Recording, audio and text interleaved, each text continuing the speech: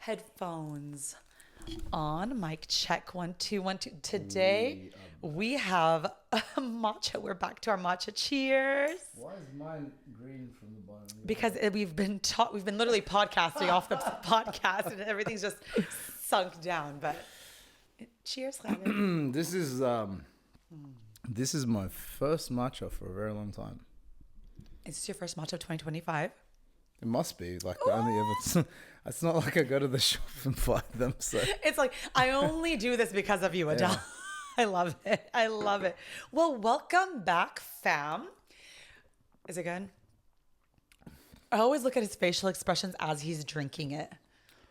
it reminds me like it's like nostalgic now because it reminds me of us podcasting. Oh, I love that. See, matcha now has a But memory. this one doesn't taste like river water. I'm so happy for you.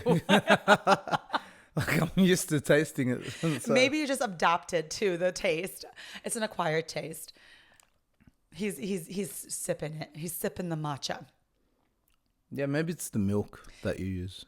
It's always my secret milk. Yeah. You know, that's the magic. Well, welcome back, fam. Thank you so much not for bad. being here.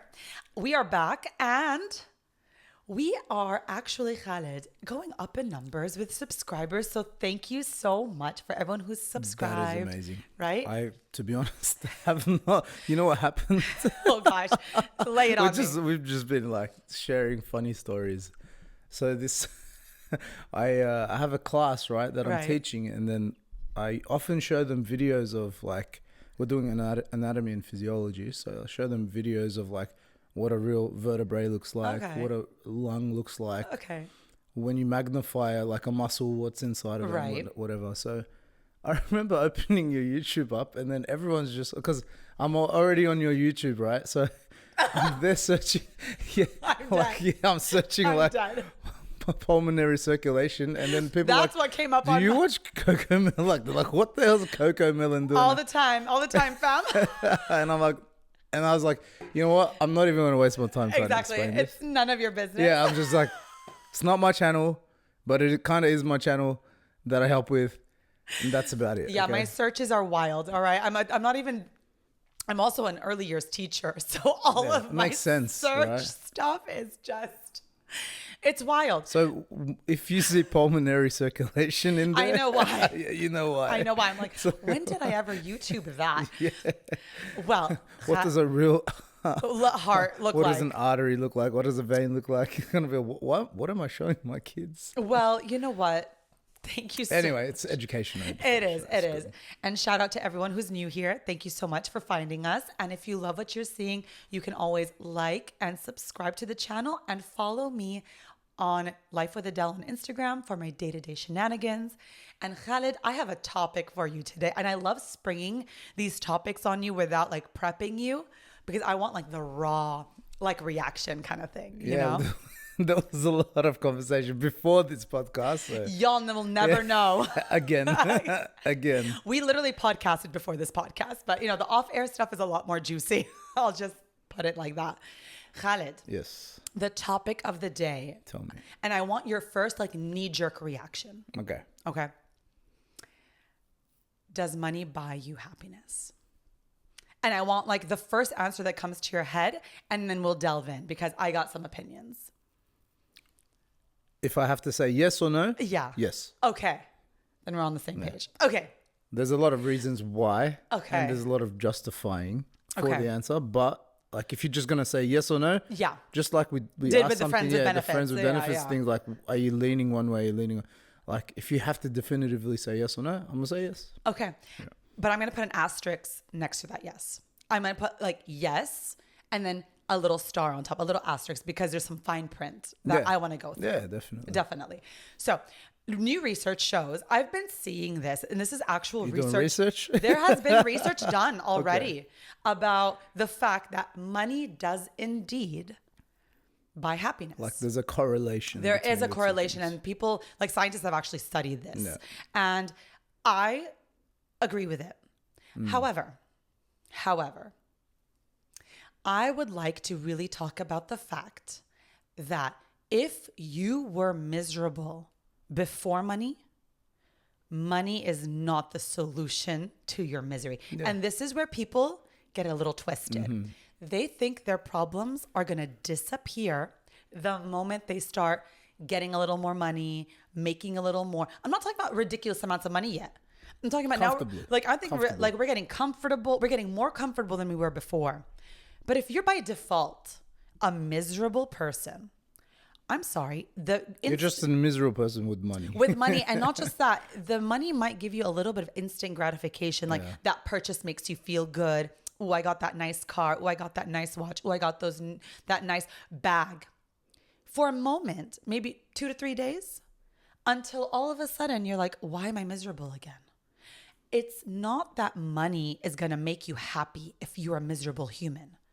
Money adds happiness, decreases your stress level financially. Like, you're no longer like trying to survive. Money anymore. solves money problems. Money problems, exactly. The bills are paid. There's food on the table. You got like a comfortable lifestyle going for you. Maybe even have a little extra play money here and there. That is sufficient for most.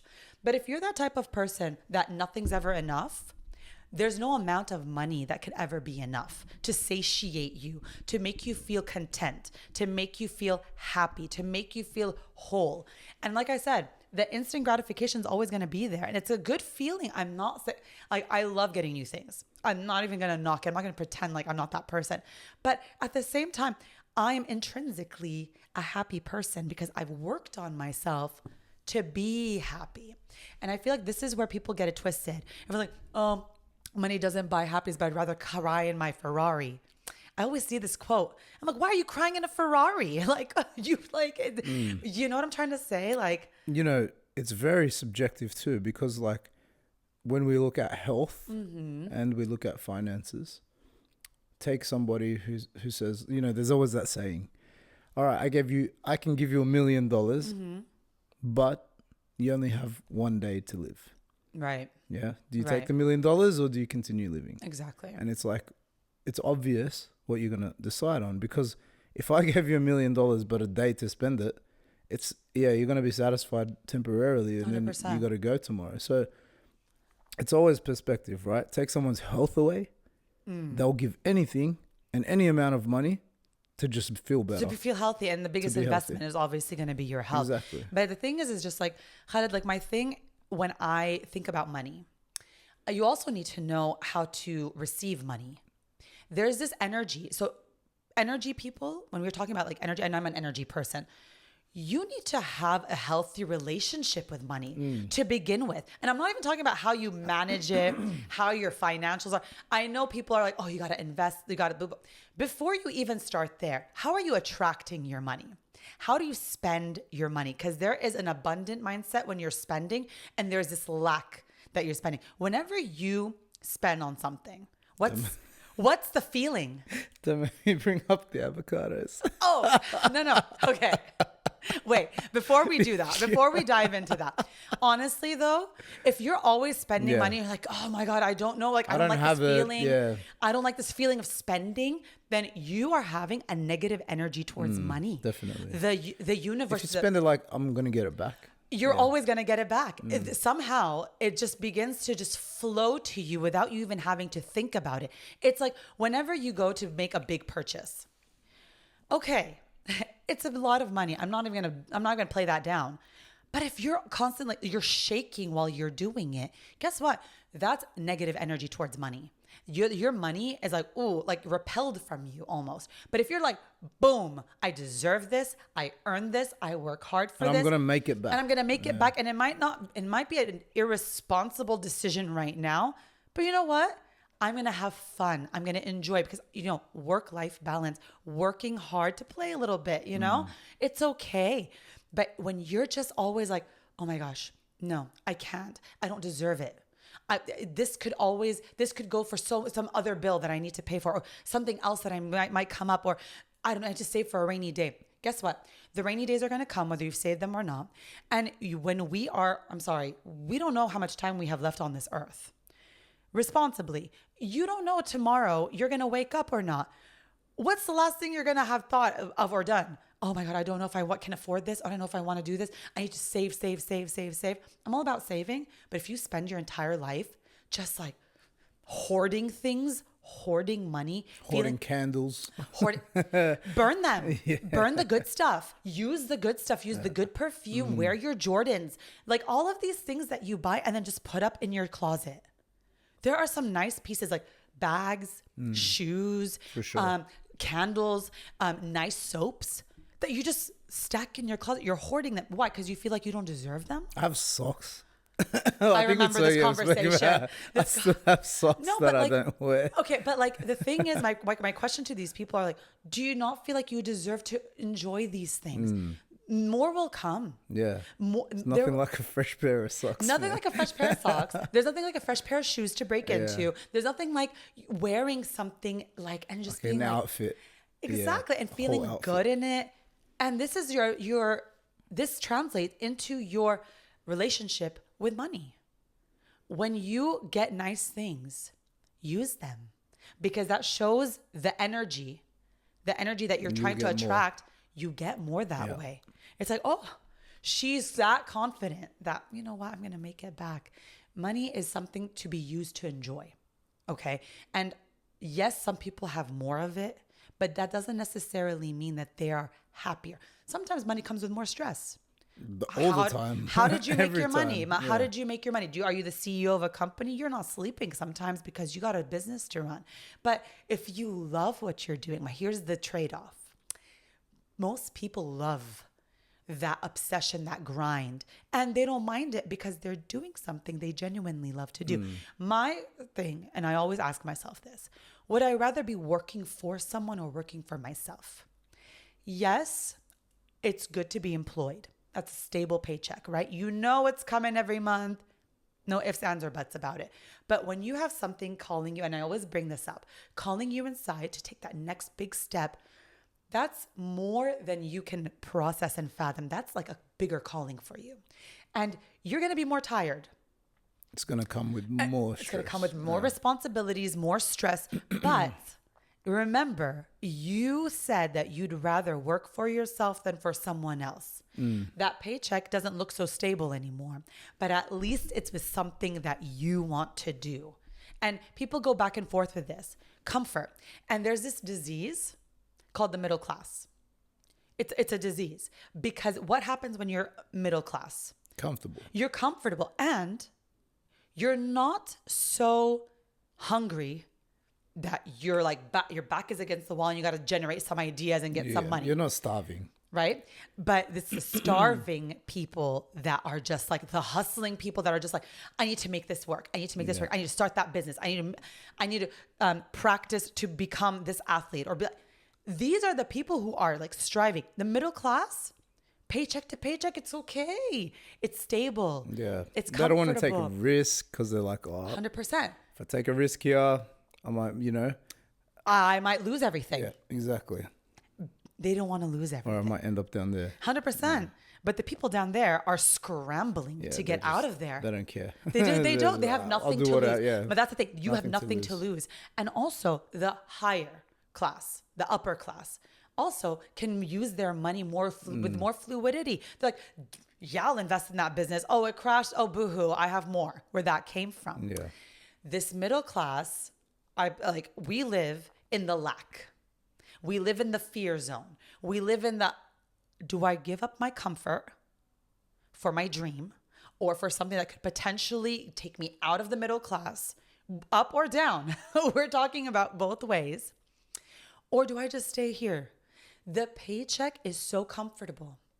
And I see it all the time. I watch a lot of real estate. I am a real estate junkie, okay?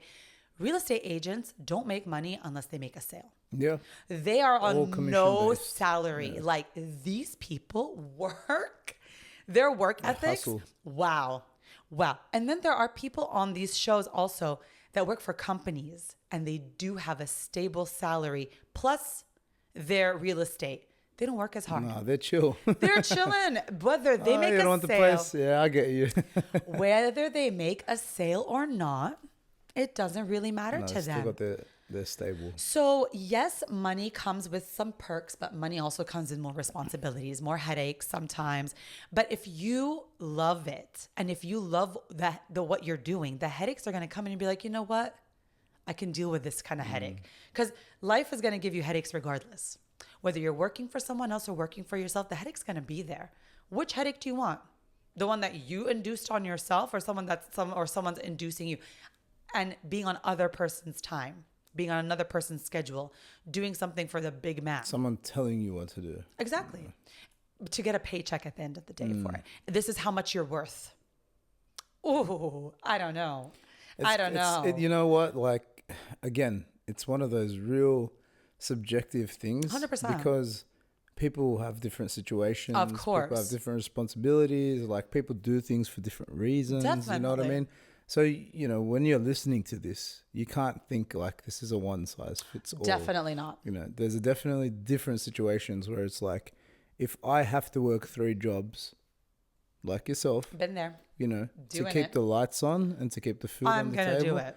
You're going to do it, and you're going to sacrifice the fact that whether you want to work for yourself or work for other people, right now, this is what I have to do. 100%. But this is not the mentality of my future, of what I want to do Exactly. in the future. But for right now, this is what I got to do. There are moments in your life that are going to be for right now.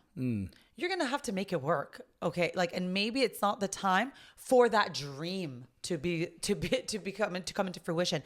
And mind you, sometimes things fall into your lap that you're not ready for. Yeah.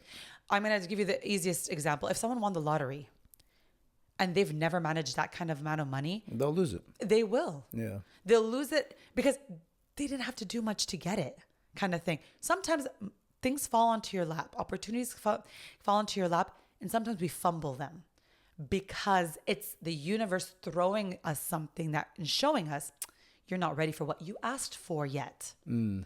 I feel like people are built for what they want. Yeah, for and sure. everything makes sense in hindsight.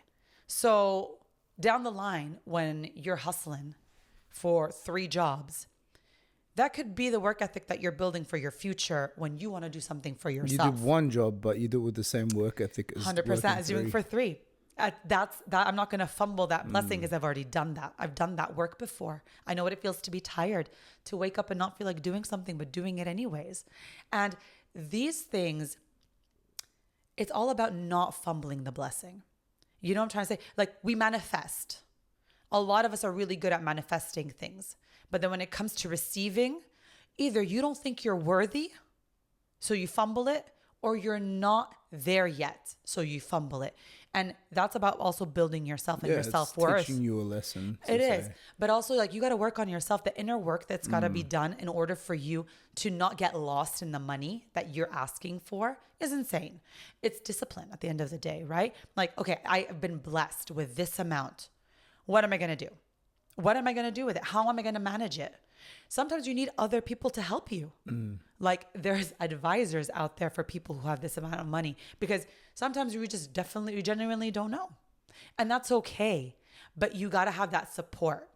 Now, another thing I wanted to actually dive into is this thing with money and this mix up that people have with money and fame. Money and fame are 2 different things. Wealth and fame are 2 different things, right? For sure. And just because you're famous and you have money doesn't make you happy. And I think this is one of the reasons happiness gets sucked away. I think they're the most unhappy wealthy people. This is the sad part. This is the sad part. You've traded the most important thing, your personal life. Privacy. Yeah. However, there are billionaires out there that no one knows about. Yeah. And it's wild to me because these people can be in a cafe, drinking their coffee, having a normal walk in the park, not being harassed, not having paparazzi chasing them, not having their names on Not headlines. being extorted. 100%. People trying to kidnap their family and stuff. 100% because they're that private. Yeah. They're like, I don't want the fame. I just want the wealth. Most of the billionaires of the world, people don't know who they are. No. They don't. And in these real estate shows that I watch, they send people on their behalf to meet the real estate agent. This representative shoots the place for them, and they know them very well to know what they're looking for. And they send them only the things that they know they would want and to consider. You never see them. They send paperwork, they sign, and then they just appear in their homes and no one knows who they are. Their agents don't even know who they are. It's anonymous. That's how private these people are. Privacy at the end of the day is more important than wealth. For sure. When you sell yourself, which is eventually what you're doing when you're doing fame. And I had someone in the industry over the break. I was in Los Angeles. I met up with a really good friend of mine. She's in the industry. And she's like, Adele. The real estate industry. No, the industry is in entertainment. Oh, okay. Like she's a successful, All right. She's a successful person in this industry. And without giving away too much, she was like, the things I've been asked to do to elevate my status. Sell your soul. We're joking about it. It's facts. Yeah, for sure. I wasn't joking. No. You sell your soul for fame. Yeah. For fame, there's a price you need to pay, and it's literally you are soulless. There's no longer a moral compass working for you here. It's just yes to everything. This is what it takes for you to get fame, and then what's the price you pay? Everything. And then fame. People think, oh well, if I'm famous, I'm gonna have a lot of money. Most of these famous people are broke. Yeah. You've not only sold your soul, And now they have to uphold a certain figure, you know what I mean? yeah, and Present themselves in a certain way. and it's painful to know and it's painful to watch. And so I don't want people being, oh, well, look at the famous people. They're wealthy and miserable. No. That's not the wealth I'm talking about. The wealth that is fame came at a very big price. Yeah. And most of these people are going to pay this price for the rest of their lives. Okay. So I'm not going to equate fame with wealth. Wealth is abundance. Well, not just abundance of money, abundance of happiness, of contentness, of health. Like you said, money without health is nothing, is absolutely nothing. Being so in tune with yourself and knowing yourself so well that no amount of money could change you. Maybe on the outside, you're going to look like a level up. Like I think people, you mentioned something before I forget it. And you said, nothing, like no amount of money would be enough, especially if you're not enough. And who are you not enough to? yourself. Yourself. So if That is facts. if you are not enough to yourself, there's no amount of money that's going to equate to you feeling enough. I love that you said that because some people are always purchasing things, trying to fill this If I have void. this, I will feel this. If I get this, people will look at me this way. If I do this, it's a never-ending story because you are not enough. Then you see a guy who's very, very happy with himself, who doesn't have a lot of possession, 100%. but at the same time, you feel it. They feel like they're enough. 100%. Their presence in this world is enough. They go, they do their work, they come home, they see their family, they do their activities and their hobbies. 100%. And they have a smile on their face. Exactly. And they're healthy. Exactly. I mean, that person seems a lot more whole than some guy that, doing things and purchasing things, and maybe like financially they're doing well, but if they don't feel whole within themselves. There's a void that they're trying to fill 100%. with material possessions. Exactly. But that's not what goes in there. You know what I mean? 100%. And the thing is that they don't even know it. No, it's again, never ending. And Another thing before I forget, Yeah. sorry, is that some people fall into this hole of thinking, when I get this much, this will be enough. it won't. Yeah. And I think like there's a funny saying, like, money is numbers and numbers never end. Of course. You know They're what I mean? infinite, right? So when you get to the million, you're going to be like, all right, how much more can I get? You know what I mean? 100%. And then when you get to the couple of million or the couple of, 100 millions, you're like, oh, well, how much further can I push Yeah. this? And also your lifestyle, your Of course. expenses, Of course, it all adds up everything, too. everything goes up. So I had a funny, the fisherman story. Have you heard of the fisherman story? Tell me about it. Okay, the fisherman story is on Dan Bilzerian, actually, his podcast, but has been repeated on like many, many different podcasts as well. And now ours. I love And that. now ours, yeah. So basically, I'll butcher this story a little bit, but I'll give you the gist of it so you understand. There was a man, he was a fisherman, okay? And every day he used to take his boat and go out to the sea and fish, and then come back and sit and cook the fish with his family. Okay? And he'd have a little bit extra fish that he would sell. And that's how he lived. And there was a man from, let's say America. He came in and he saw this man having dinner with his family. And he said, you know what? You're a really good fisherman. Why don't you cook a little bit, fish a little bit more, so you have some more fish, so you can buy a bigger boat. And then the fisherman says, well, and then he does that. So he gets a bigger boat and he fishes more. Then the guy comes back to him and says, you know what? Why don't you employ a few guys to be your fishermen? That way you don't have to be out and you can buy multiple boats. And then, okay, he does that. And then he goes back and he says, you know what you should do? You should make this a company so you have multiple places and multiple different revenue streams. And then you can sell your fish to another company and export it. And he goes, okay. And then he's like, you know what? You're big enough. You can become a Fortune 500 company. You have many investors. It's going to be a worldwide company. It goes into the stock market, and then you can just sit back and watch your money just come. Yeah, and just come, right? Okay. And the guy goes, and then he goes, and then you just can stay at home and have dinner with your children and your family. And he's like, but I'm doing that already. So it's the perpetual cycle. Yeah. I butchered the story a bit. But that's a good full circle moment. But that's the thing, you know what I mean? Like all of those things just to get him back to originally where he was. You know what I mean? I have two thoughts about this. Of course, you can dwell into it and 100%. Say like, all right, yeah, but the guy's a billionaire now. But as in, he became a billionaire with all that stress over all those years just to go back to being able to sit and fish. Fish every day, and then. But he's doing that already. Interesting. Yeah. My thoughts about that is also like the other end of it. I don't like also like the lack of ambition. Sometimes this is what it is. Like being content is absolutely amazing, and if you're content with that, you will continue to be content. I truly believe like no matter how much money you have, the expenses pan out to be we're all living the same.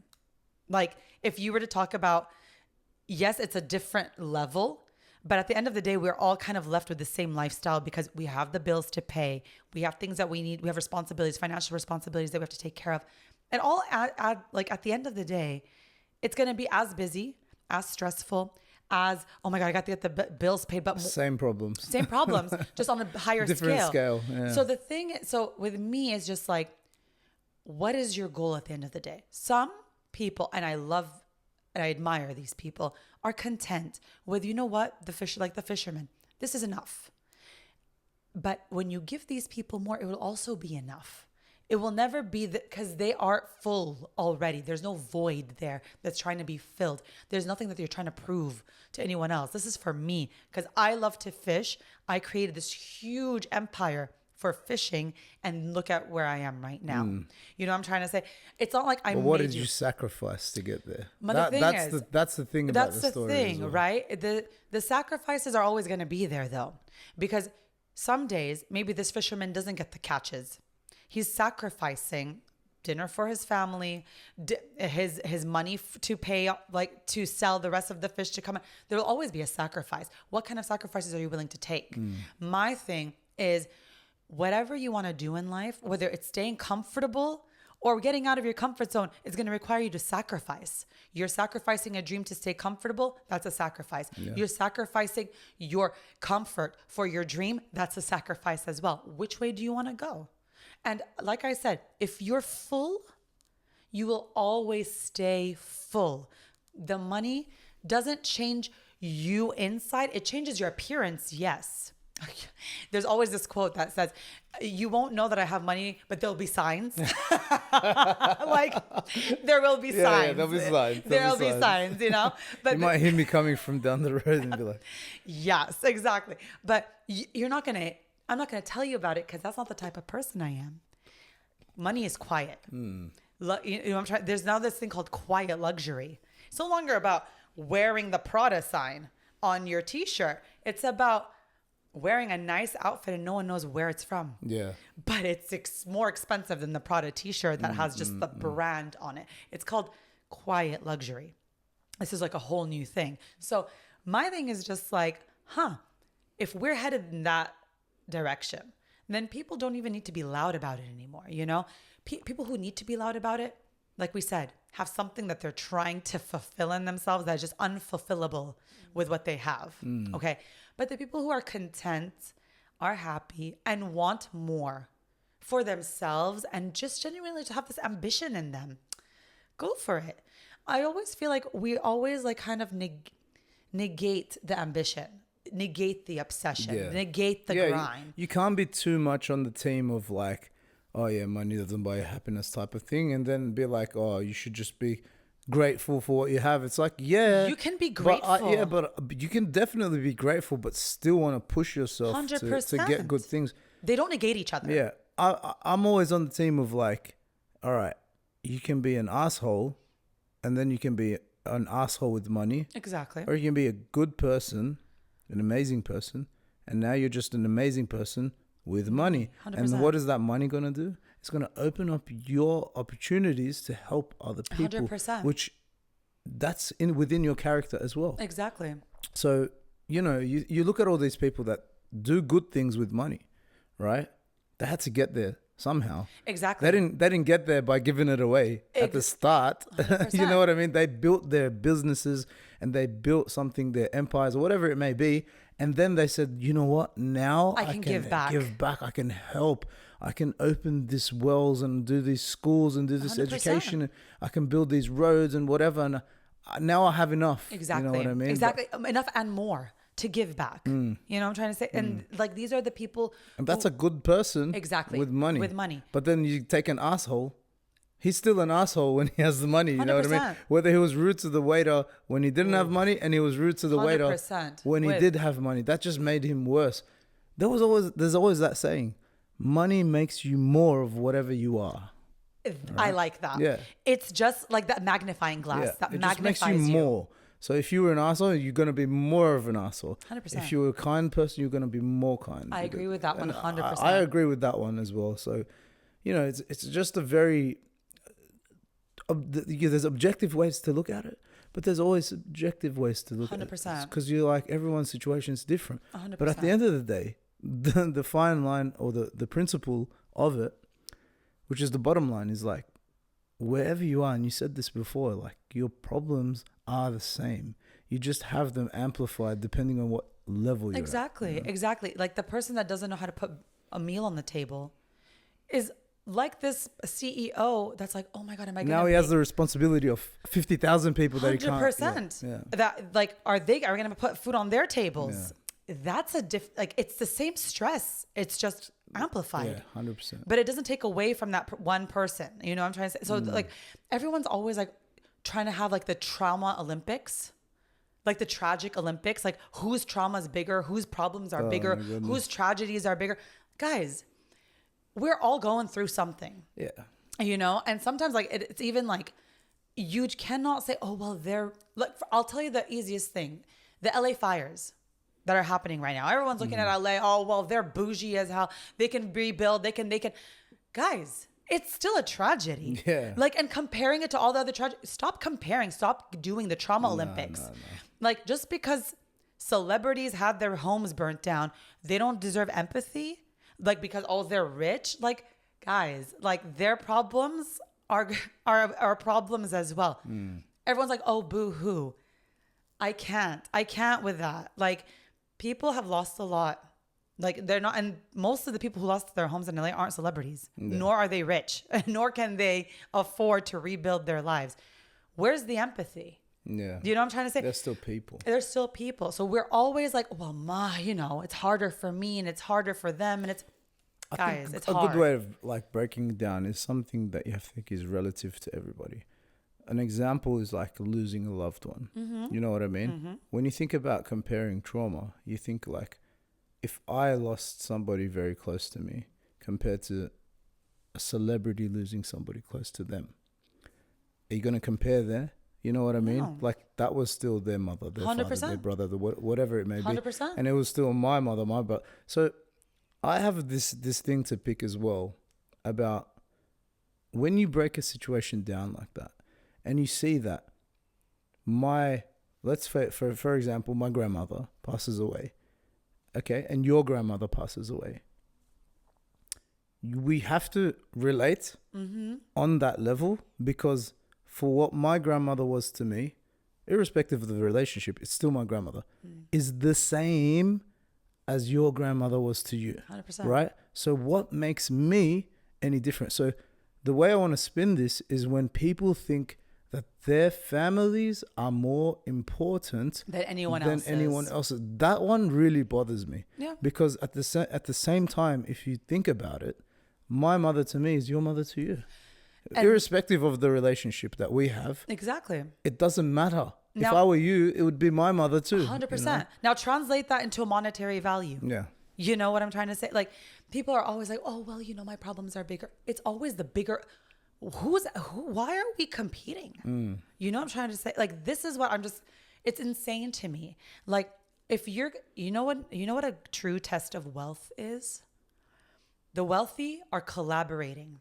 They're not competing. Yeah. You know what I'm trying to say? Yeah. They're looking out and they're like, never looking over their shoulders. They don't give a crap. They're looking ahead. Yeah. They're like, all right, who's doing better than us? How can we collaborate with these people? They are a competition for sure, but we're not going to like try and stomp on them. We're going to be like, how can we either buy you? You know, or what are they doing? And how can we do it? 100%. And that is, I actually read an amazing book and it's called The Culture Code. And if you ever want to have a good read, go out and read it. And it's about what the most successful businesses do. And even the most successful coaches in big major sports leagues, they create a community. That's it. The most important, we're talking about like Google, we're talking about like Apple, we're talking about like these huge companies that are successful, regardless of who they are as people, they're successful. Why? Because they're collaborating. They have a community in their businesses. That is what wealthy people are doing. They're collaborating. Everyone at the bottom is competing. People at the top are collaborating. Yeah, they don't compete with each other. And it's not just that. If you have a collaborative attitude, that's how you get to the top. Yeah, abundance Mindset. Where there's enough for all of us. What's gonna go, what's gonna come back. Double, triple sometimes. You gotta give to receive. 100%. Period. Whether it's monetary, whether it's energy, whether time. These are all things that you're going to give to receive. Is it worth it to you? That's all that matters at the end of the day. Some people, it's not. To each their own. You cannot be like, oh, well, the wealthy are happier. Are they? No, we can't make that generalization. The poor people, they're not happy. We can't make that generalization. I went to Fiji, right? I've been to Fiji like 5-6 times now. The thing when I went there the first time that really opened my eyes was that everybody was smiling and everybody was happy, and no matter what these guys were doing, they did it with a big smile on their face. And I was thinking, like, I went to an orphanage and these kids were happy, and like I saw they didn't have much, like we were bringing them clothes that was there with the football team. And I was just thinking, like, man, we amplify our own problems, and to think that like these guys have much bigger problems, because if I was in their shoes, I would feel stuck and I would feel like I need to get out of this place. And then you look at it and you're like, relatively speaking, this guy's happier than the guy that's a millionaire, that, driving the Range and whatever. Probably. And it's like, okay, well, what is the cost of happiness? You know what I mean? It is, right? What is the cost of? I think that's a good name, a good title. 100%. What is the cost of happiness? What is the cost of happiness? And I'm also curious to see like what you guys think at home. Like, does money buy happiness? Can happiness be bought? Is that something that you buy? Yeah. Or is that something that you just become? I think like it's a Band-Aid effect, right? Because it's like, all right, let me give you a situation. You've just had a bad day, right? A really bad day. And then at the end of the bad day, or a bad week, let's say, at the end of the bad week, You were driving home and you stopped at the shops and you said, you know what, I'm going to buy myself that bag or whatever it is. That, you know what I mean? And then you've bought it and then you've gotten home and then you look at the bag and you think, that's a nice bag. But you still have the same problem. You know what I mean? 100%. So, like you said about the temporary, maybe from the drive from the place to drive home. And then when I actually saw the bag and took it out and looked at it and I said, oh, it's a pretty bag. And then I realized, but I still had a shit week. You know what I want to, you know what I call that? I call that Band-Aid on a jugular. Yeah. You have a you're jugular. just bleeding out. But you're trying to stop it with a Band-Aid. You're not even treating what the problem is. You know what I'm trying to say? You're just like, oh, let's just put a Band-Aid on it. You're going to bleed out. I feel like if you were just grateful and said, you know what, that was a tough week, but I'm happy to be here and I'm going to buy myself a bag. That's all you had to do to like shift that mindset. Here. Yeah. Your mind, I always say this, your mind doesn't know what your reality is. You feed it your reality. Your mind is always a reflection of you. Whatever you feed it, you're going to give. So usually I'm going to talk about this because you brought it up. When I'm having a tough week, and there are many, I force myself. No, but honestly, I force myself. And sometimes I do stop meditating for a while because I'm like, I'm good. Like I'm practicing what I've been meditating. Like now it's intrinsic in me. Putting it in practice. But some days I'm like, oh my God, this is getting really tough to find my gratitude. I need to force it. I put a meditation on. And all of a sudden I'm just like, wow, that feels so much better. What practices are you doing for your mental health? Yeah. For you to have this abundance mindset, for you to have the attitude of gratitude. Like these practices are going to get you further in life. Abundance attracts abundance. Gratitude attracts more. It doesn't always cost. That's what I always say as well. It's free. It's free to be nice, you know? It doesn't cost anything. It's free to be kind. It's free to be kind. Yeah, like it's free to be a good human. Give someone a smile every now and then. These say hello. Things are free. Yeah, it doesn't mean like go and build a well or a school in Africa. Like, I mean, if you can do it, yeah, that's great. Different. You have the means, fair enough. But I mean, getting that feeling of giving, it's a ripple effect. Yeah, it can be anything. It can be just a smile, a hello, a how are you, like a how's your day type of thing. Giving 100%. Somebody your time. Giving giving is not always like a monetary thing. And we always forget that, right? Like we're always just like, it just has that correlation. Exactly. We're always like, oh, let's give. You can give kindness as well. And that's something that no one can put a price tag on. I will say something, and something that I am like really proud of with myself. I have been, in Qatar, like where I'm going on my 4th year now. And it's always incredible because I've worked in so many places and I've met so many people. And it's very humbling. Every time someone comes up to me, they remember me. And unfortunately, like I can't remember everyone, right? Because I've done so many classes. I've met so many people. But they come to me, it's like, you. And they tell me about some moment that like resonates in their mind that was something that I probably didn't even give gravity to. And they're like, you have this energy, you have this vibe. And I'm like, wow, it was just another Tuesday for you. Yeah, right? But I was going through it. Yeah. But I never treated people poorly because of what I was going through. You know what I'm trying to say? And I truly believe, touch wood, I've left a good taste in everyone's mouth. I can't imagine someone speaking poorly on when they say Adele. You know what I'm trying to say? Like when Adele's name is spoken in a room, there's no like, ugh. I've made sure that I've given my best. It's not the best.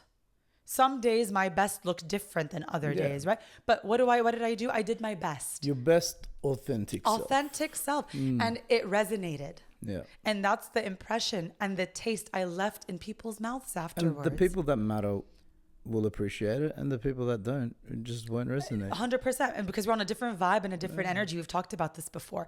There are these things like, in video games, the NPCs, the non-player characters, right? There are NPCs in the world. For sure. Right? For sure. They're just roaming around. Honestly, my old business partner, Maddie, shout out to Maddie if he's out there. Maddie was the best when he used to just call people NPCs. He used to say it to their faces. No, but like honestly, they exist. He just used to be like, because he used to see look like, and you know, this guy, he had no filter. This is what I loved about Oh him. man, I want to be this He's person still when my I grow best. up. He's still one of my best friends. Shout out to Maddie. Anyway, he had no filter. He would just say like, oh, and he had this really deep voice. I'm gonna try to imitate it. He'd be like, oh, Khaled, look at all these NPCs, bro. And he's still laugh too. Look at them all lining up like fucking idiots. Like he sounds like that. NPCs. He'd call them NPCs. No. If you don't know what an NPC is, look it up. But there are people in this earth roaming around just NPCs. Yeah. I just remembered so many things. You know why? In the middle of the whole COVID thing, right? This guy could not. He was like the Alex. I don't know if people know. You know Alex Jones, but Alex Jones is like somebody who debunked all of these things that were considered to be conspiracy theories, and then years and years later, everyone's like, Alex Jones been talking about this for 100% years. For years and years, and nobody took him seriously. Anyway, he got one thing wrong, and then he got defaced for it, but. Anyway, in a nutshell, Matty was this guy. So Matty, in the middle of COVID, was just blasting everyone like, you guys are fucking cheap. You don't know what the fuck you're doing. And like, you know, everyone's like, oh, he's an anti-vaxxer and he says this and then he's that. And he's like, no, I'm just telling you guys what it is, you know, like be healthy. They're not telling you to be healthy. Walk outside, get some sunlight, you know. And then after like a year, he's just like, you're fucking NPCs. Yeah. Oh my god! I was trying to tell you all, no one wanted to listen to me, and then I'm like, yeah, you know what? You got a point, bro. Listen, NPCs are a part of the process, right? You need them. You need them. Yeah. But they give you information sometimes. But not just that. NPCs sometimes are just the people who are not on your vibe. Yeah. They're the non-player characters in your energy. Yeah. They don't give you better, like a positive effect. They don't give you a negative effect. They're just there. They might be an actual player in someone else's energy field. Just because there are these like people roaming the earth, I'm not going to know everyone in my life, right? Like there are just people that are just like existing. Yeah. Have no opinions, have like no real, I don't know, views about anything. They're just like, I'm telling you, the NPC culture is real. Yeah. So these are the people, like, I'm just kind of like, what are you doing? These are the guys in the comments. Like, who are you? Do you exist? Yeah, they're not even real. They're just like, who are these NPCs? You don't, and it's so irrelevant. The comment is always irrelevant to what like the content is. And I'm just like, did you even listen? Did you miss the whole thing? So we digress, obviously. Yeah. But I mean, the thing is just like, when the question's asked, can money buy happiness? It can go either way. Yeah. But at the end of the day, I think what the good takeaway is if you're just full, if you're abundant, if you're whole, and not just money wise, I'm talking about health wise, authentically, just good energy, good vibes, doing your best, then you know what? If you have more, you're going to be happy. If you have less, you're going to find a way to be happy. It's just the people who just have a void that will never be filled. Yeah. And no amount of money can ever buy you happiness. And I'm going to leave it at that. So, yeah, right? So, fam, keep glowing, keep growing, and we'll see you all next time on Spill the Matcha. Peace.